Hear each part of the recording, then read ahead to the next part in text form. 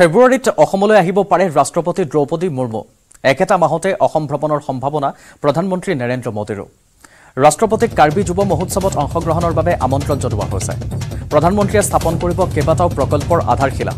দিল্লীত এই মন্তব্য কৰিছে মুখ্যমন্ত্ৰী ডক্টৰ হিমন্ত বিশ্ব শৰ্মাই।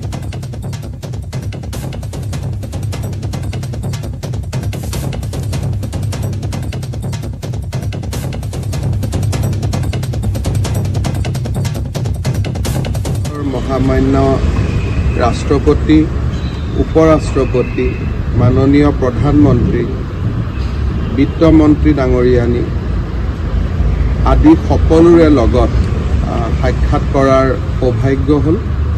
গৃহমন্ত্ৰী অমিত শ্বাহ ডাঙৰীয়াৰ লগতো দুবাৰকৈ মই বৈঠকত মিলিত হ'লোঁ।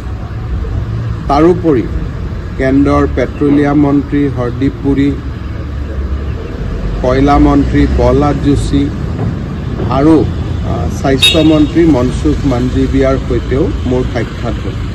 এই সাক্ষাতৰ সময়ছোৱাত অসমৰ বিভিন্ন সমস্যাৰ ওপৰত আলোচনা কৰা হ'ল, বিভিন্ন প্ৰজেক্টৰ বিষয়ে আলোচনা কৰা হ'ল।